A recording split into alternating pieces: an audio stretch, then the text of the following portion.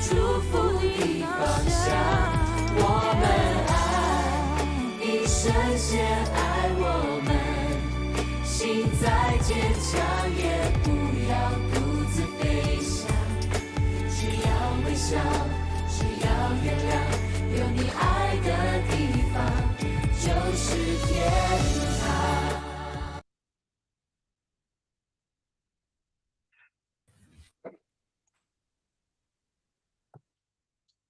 各位弟兄姐妹，大家早安，大家平安。今天是约翰福音第34天的共读。今天早上要请简正峰执事来带领我们大家做开始的祷告。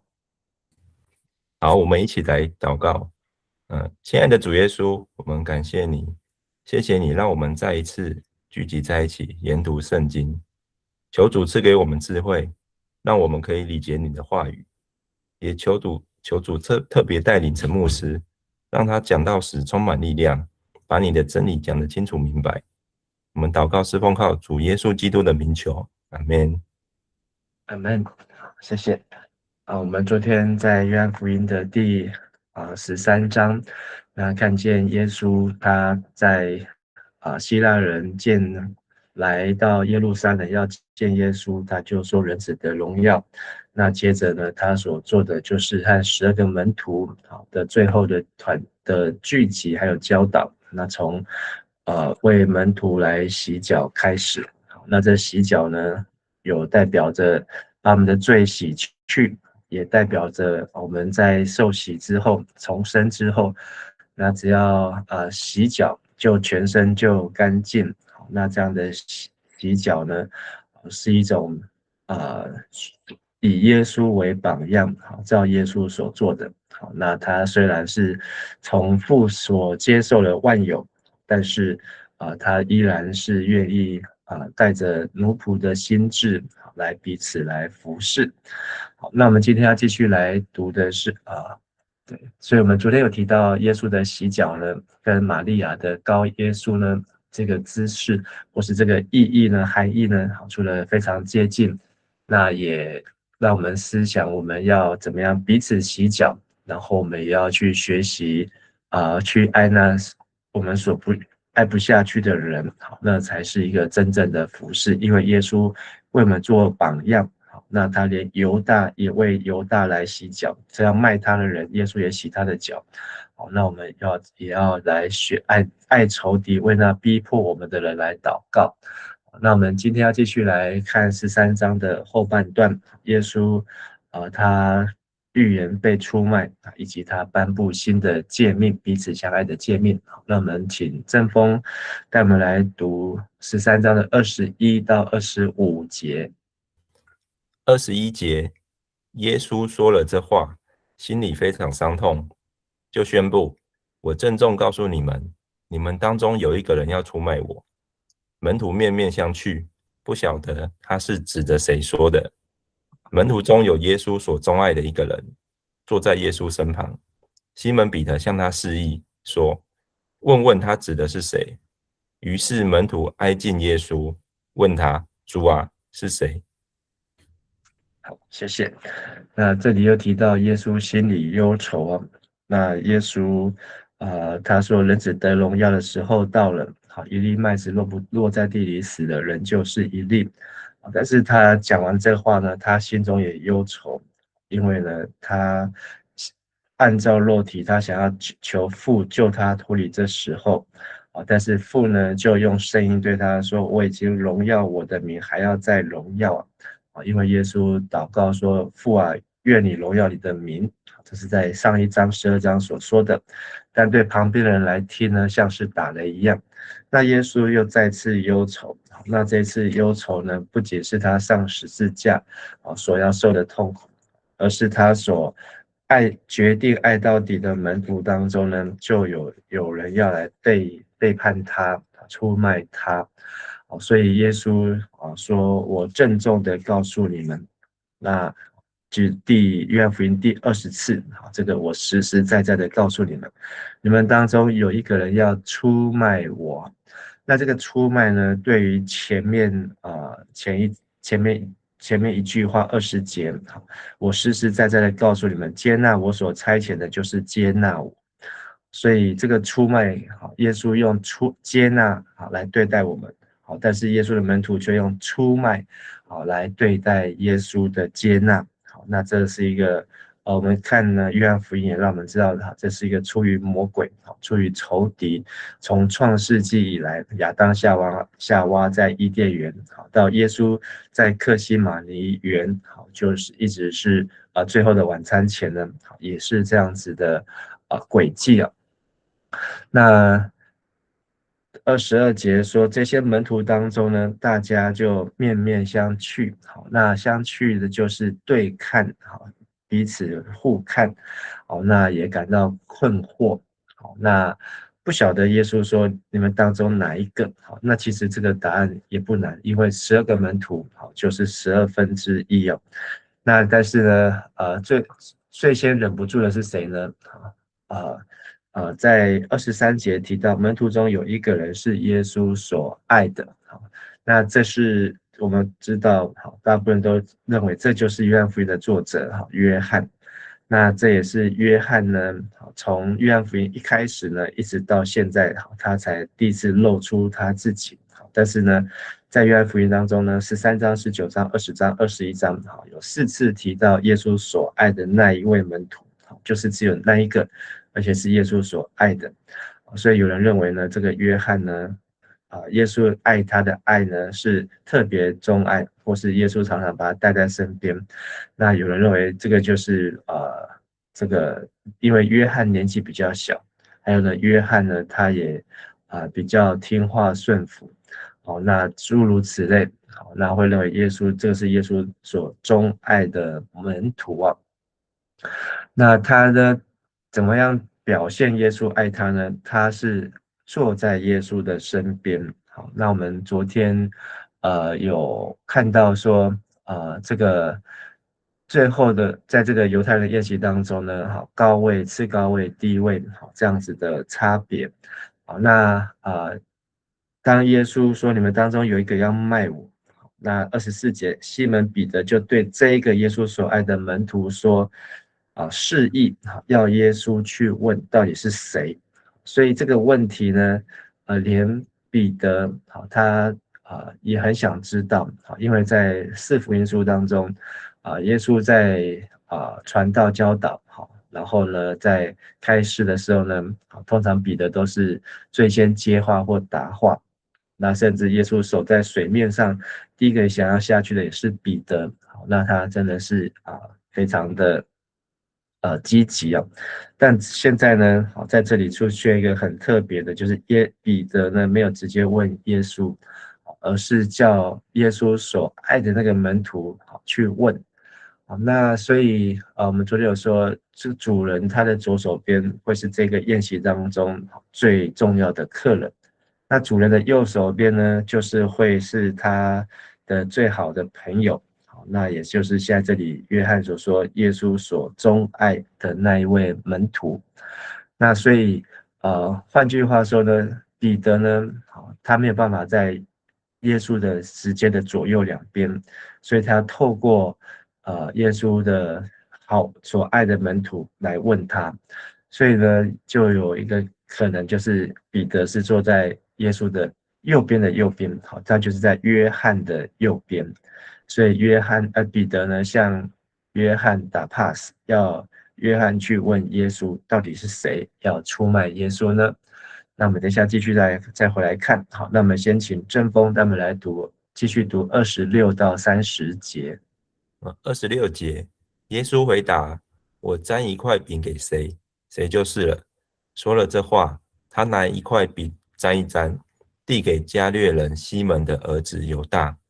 犹大一接过饼，撒旦就附着他。耶稣对他说：你要做的，快去做吧。在座的人都不明白耶稣对他说这话是什么意思，因为犹大是管钱的。有的门徒以为耶稣吩咐他去买过节要用的东西，或是要他带点东西去分给穷人。犹大吃了那块饼，立刻出去，那时候正是黑夜。以上。谢谢。那在马太、马可、路加呢，都有记载这一段，好，就是四福音书，好，犹大卖主的事情。那在马太的记载呢，好，就每个门徒都问主啊，是我吗？是我吗？好，犹大也跑来问主啊，是我吗？好，那耶稣就对犹大说：“你自己说了，好，你自己说了。”好，但是，在约翰的记载呢，是用耶稣沾饼，好，那在其他福音书呢，是用耶稣蘸这个饼呢，好，然后给谁谁就是。那其实这个指令呢也很清楚哦，好，那谁拿到饼谁就是。但为什么大家还会猜不出来？如果猜出来，大家当下可能会怎么做呢？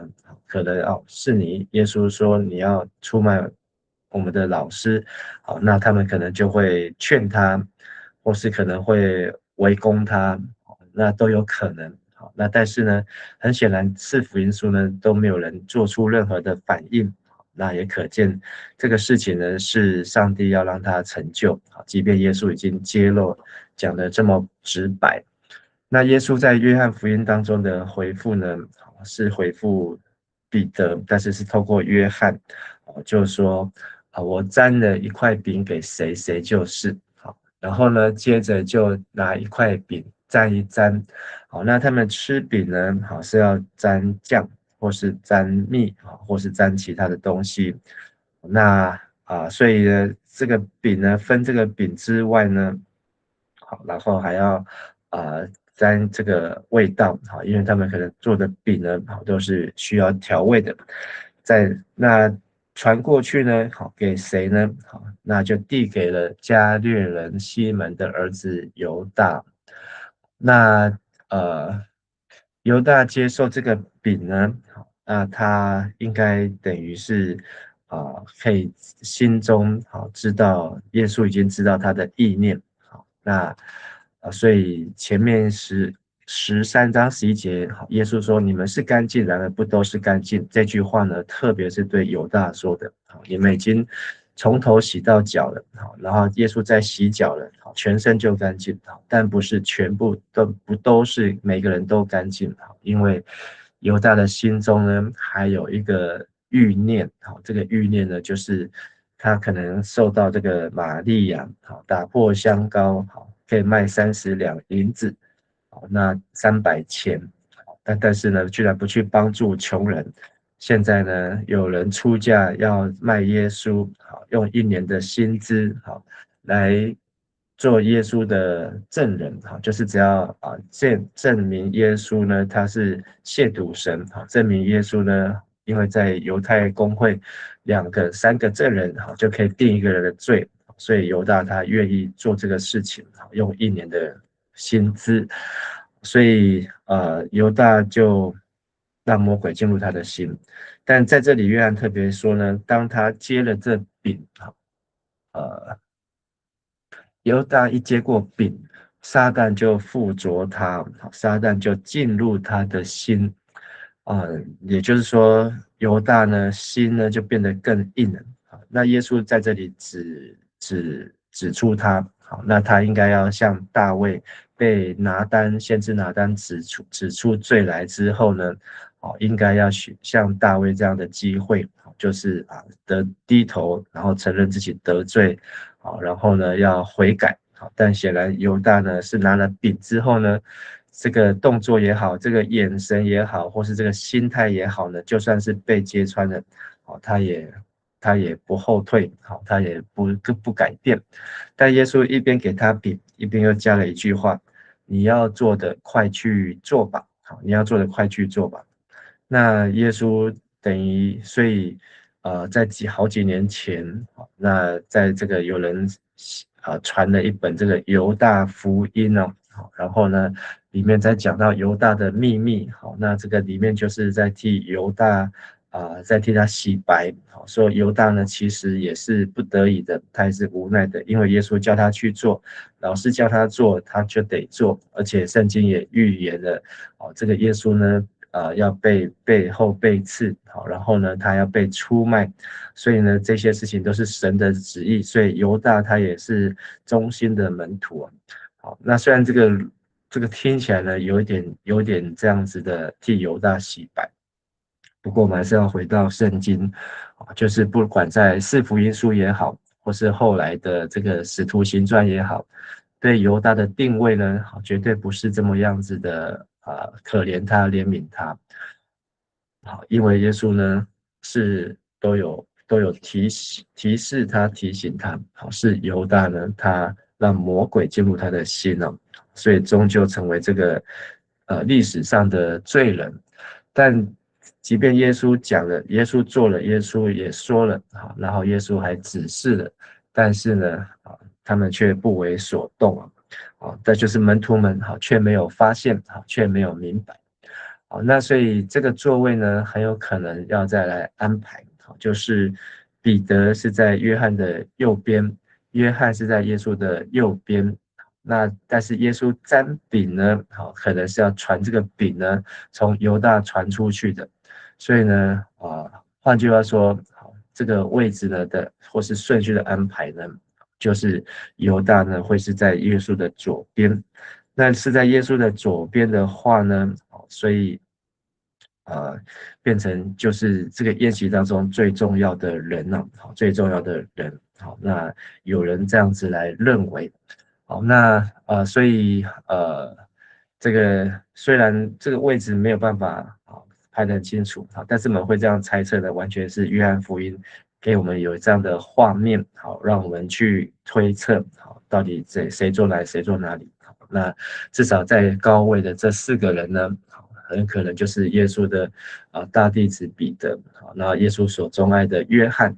那谁在耶稣的左边呢？好，就是第一个拿到饼的，那很有可能就是犹大。好，但是呢，他有这样子的看重耶稣的重要的位置，但是呢，他却是带头要出卖。好，其实这也没什么好讶异，因为整个犹太公会当中好的祭司撒都该人、法利赛人的大祭司，好，这是祭司长，但是他也是带头要出卖耶稣，好，要陷害神的儿子，好，要杀这个弥赛亚，好，也是他在带头的。那所以29、20、29、30呢，就约翰又在这边替犹大来解释，当下为什么他们没有认出犹大的动机呢？他们约翰在这边解释，同席的人每个人知道耶稣为什么对他说这话。如果有人他们都是后来回想才知道，所以他们对这个时刻呢，对犹大这个动作呢，非常的介意。如果当下有人能够知道，有人能够明白，可能当下就会有人去制止。但显然这个事情是一定要成就的。同席人每个人知道耶稣为什么对犹大说这话，甚至当下他们听起来呢，是因为犹大管钱了。那但是12章说犹大他管钱，但是他还会偷取钱囊中所存的，因为他是个贼哦。那但是这也是他们后来才抓到的，后来才知道，所以他们想说耶稣告诉犹大说，你要做的快做吧。所以也以为耶稣是对他说，你去买过节要用的东西其实这时候是晚上的，黑夜的。当然那在那时候没有像我们现在晚上还有在开店的，那太阳下山大家都回家休息，所以去买过节需要的东西，那这有可能就是去张罗或是去准备，因为这就是在逾越节他们所需要的，甚至约翰有说，或是叫他拿些什么给穷人呢？那因为在他的形象呢，犹大在那时候大家形象呢，就是非常的关心穷人。玛利亚做了一个非常奢侈的事情，但是犹大心里面思思念念的都是穷人那所以大家也不以为意。那这个议题后来有没有呈现？显然是没有呈现。所以犹大呢就吃了那饼，那立刻出去。那时候已经是晚上了，所以可能就在逾越节前。那逾越节后呢，会有连续7天的除酵节，所以他们必须要去做一些的预备，除酵饼等等的。好，再请正风带我们来读31到35节。31节，犹大出去后，耶稣说：“现在人子已得着荣耀了，上帝的荣耀也在人子身上显明了。既然上帝的荣耀借着人子显明，他自己也要显明人子的荣耀，而且要立刻荣耀他。孩子们，我和你们在一起的时间不多了，你们将寻找我。但是我现在要告诉你们，正如我告诉过犹太人的领袖，我去的地方你们不能去。我给你们一条新的命令，要彼此相爱。我怎样爱你们，你们也要怎样彼此相爱。如果你们彼此相爱，世人就会知道你们是我的门徒。以上。谢谢。好，那从13章的31节之后呢，我们前面有提过，耶稣在公开的地方讲到，到后来这些信他的人，信他人也有离去的，又剩下更少的人。那到后来耶稣最后的讲道完呢，最后一篇对公开的讲道是说，你们要趁着有光，要信从这光，使你们成为光明之子。好，那这是在12章的36节。那后来就是跟12个门徒的讲道，还有最后的晚餐跟洗脚。那但是犹大出去之后呢，现在剩下11个门徒加耶稣。好，所以从这里开始呢，一直到18章，也就是14、15、16、17，好，那4章多的地方呢，好，都是最后的讲论，耶稣最后的讲论，好，非常的长，好，那但是呢，非常的重要，值得我们一读再读。那但是我们有时候读太快呢，好，有时候就会错过耶稣给我们很重要的教导。那犹大出去之后，耶稣又再说了一句我们难以理解的话：现在人子已经得到荣耀了，上帝的荣耀也在人子身上显明了。那魔鬼进入了犹大的心，那犹大出去呢，就好像这个被鬼附的犹大呢，魔鬼也出去了。所以现在耶稣呢要说的呢，又是一个揭露，又是一个启示。好，那个启示呢，那这一连串呢，就是耶稣启示他自己，耶稣也启示这些门徒接下来所要走、所要做，以及不仅是给门徒，还要神所赐来的圣灵，以及帮助我们怎么样能够在这世界上得胜，成圣，就是因信称义成圣的然后得荣耀，使神得荣耀的这个阶段。所以耶稣等于有点又从头开始，人子得荣耀的时候到了。好，那他现在呢，好，他已经对这个要逼迫他的人、害他的人、出卖他的人，好，耶稣呢，好，不是以牙还牙、以眼还眼，好，耶稣已经为他洗脚，耶稣也爱他，好，耶稣也服侍他，好，但是32节。如今神因人子得了荣耀，神也要因自己荣耀人子，并且要立刻荣耀他。好，那从这段叫做离别的讲论，耶稣在交代。那耶稣第一个要交代的呢，就是他的交代，他现在的教导，离别的讲论呢，都是神立刻要荣耀这位神的儿子。因为耶稣呢，他在忧愁的时候呢，却说：“父啊，愿你荣耀你的名。”所以耶稣他胜过这个纠结，这个挣扎的秘诀，就是为了神的荣耀。那如今呢，他已经荣耀要再荣耀，所以让这个荣耀呢是不断的堆叠上去。那他33节，他用非常亲密的称呼说：“孩子们，旧的和本是翻成小子们。”所以孩子们就是他把这些门徒呢当成是自己的儿女、自己的子女一样。我与你们同在的时候不多了，你们会找我，但我所去的地方你们不能去。好，那这句话呢，在第7章的时候曾经出现过，也就是在几个月前这也是现在4月的逾越节。好，但是呢，在这个10月的住棚节的时候，也差不多就半年前，耶稣也对犹太人说，你们会找我，但是呢，我要去的地方你们找不到。好，所以那时候引起犹太人很大的争议。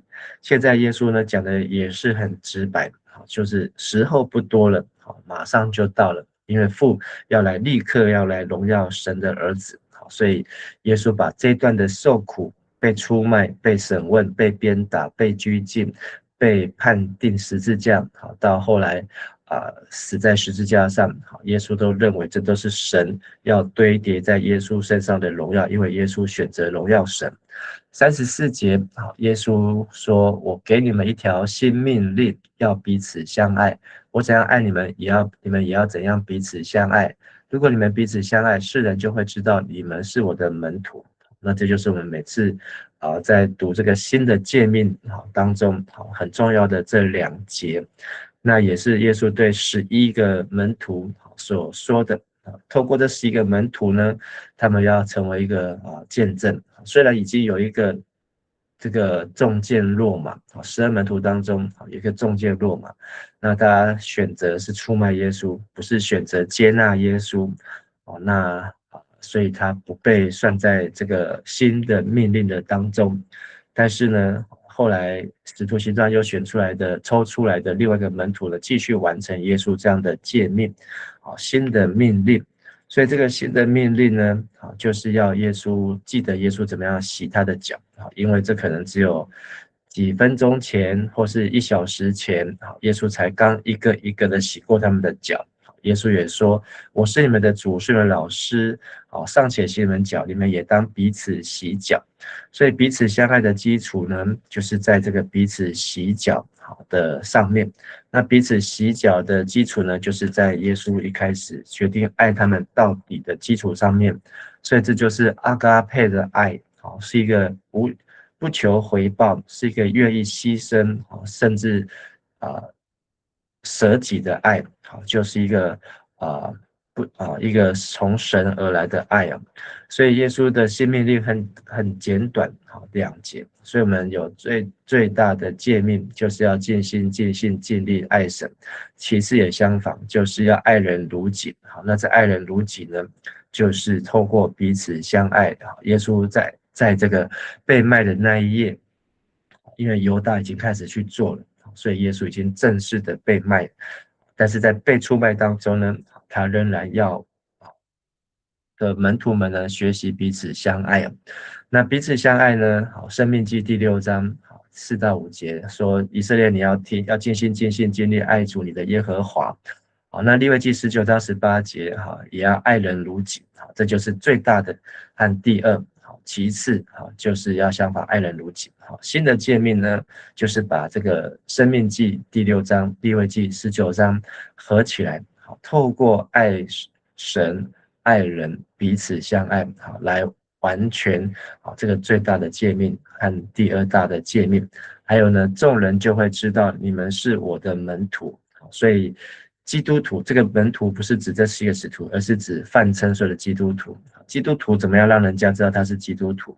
就是看到他怎么样彼此相爱的生活，彼此相爱的决心，彼此相爱就是彼此洗脚的服事。好，最后再请正方带我们来读36到38节。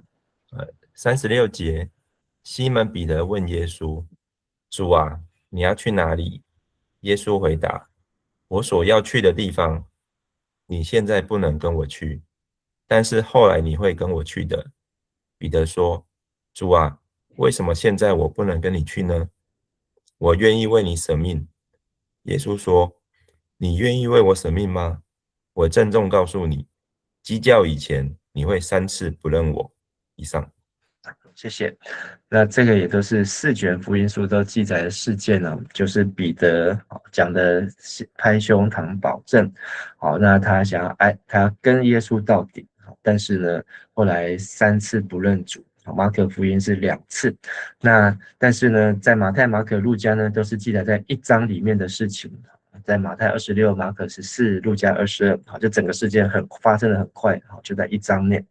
可是呢，在约翰福音不是这里是13章的最后一节，但是呢，要这个事情要到18章的27节才会发生。所以这当中呢，耶稣还有很多的话，还有很多的教导，还有很多他要给我们知道的。所以这是约翰写作的一个核心，把这些马太、马可、路加没有记的这些呢，那约翰呢，通通都把它写下来。也就是为什么我们要慢慢读这个耶稣这一段的最后的讲论。那耶稣已经说他去的地方他们不能去，但彼得呢还是忍不住，这就是彼得的风格，他总是第一个发问，而且他很替我们发问，他想问的就是我们想问的。主啊，你要去哪里？耶稣说，你现在不能跟我去，以后却要跟我去。那这一段我们知道就是在预言彼得他后来怎么样殉道，去怎么样去哪里去死。但这个死呢，耶稣也说过，他不是死，只是睡了，他只是去遵行天父的旨意，所以更加看见耶稣为这些门徒们洗脚，其实耶稣也在为他们每一个人的怎么样去殉道，去安葬，去完成天父的旨意来做预备。那38节最后一节彼得3:7，彼得说，我愿意，我要跟你去，而且我愿意为你舍命。耶稣呢直接告诉他我实实在在告诉你，鸡叫以前你要3次不认我。那在约翰福音的18章27节，这个事情就来成就了。那在今天的金句32节，既然上帝的荣耀借着人子显明，他自己也要显明人子的荣耀，而且要立刻荣耀他。耶稣在剩下最后不多的时间，用为门徒洗脚跟颁布新的命令，要门徒们继续来显明神的荣耀，好使人能够认出我们是主的门徒。基督徒要学习的就是彼此相爱，彼此洗脚的这个新的诫命的功课。那离坐在耶稣最近，而且有可能是坐在最高位的犹大却成为在这一段耶稣最后的讲论当中缺席的门徒，因为他没有听到最重要的关键他就出去了。那非常的可惜。那犹大的动机是为了钱，我们有没有可能为了世上的金钱，却把神这么宝贵的话呢就搁在一边，以为我们是在去帮助穷人，以为我们是在做事工，但是呢把神的话呢没有像玛利亚选择那上好的福分，还懂得用香膏来膏耶稣的脚。求主保守我们的心，不要为了金钱而卖主，也不要为了贪生怕死而不认主。虽然是很不容易的，但是求主帮助我们，因为我们看到使徒行传的这些使徒们，他们真的每一个人都领受圣灵，就不再为了金钱，也不再为了自己的性命，而是真的彼此相爱，愿意为耶稣来舍命。我们一起来祷告。亲爱的天父上帝，我们感谢你，让我们能够有机会听到耶稣最核心的教导。这样的核心的教导并不是给每一个人，也不是每一个人都能够接受，但也求你带领我们在接下来这几天当中所要听、所要读、所要学习的，真的是我们能够明白，也能够活出来。也求你带领我们今天所到之处以及所做之事，我们在也特别看顾我们的每一位弟兄姐妹的身心灵还有家人，愿主你赏赐平安同在，祷告祈求奉主耶稣的名，阿们。谢谢正风，谢谢大家，大家平安。谢谢牧师，谢谢平安，平安，谢谢牧师，谢谢，谢谢牧师，谢谢平安。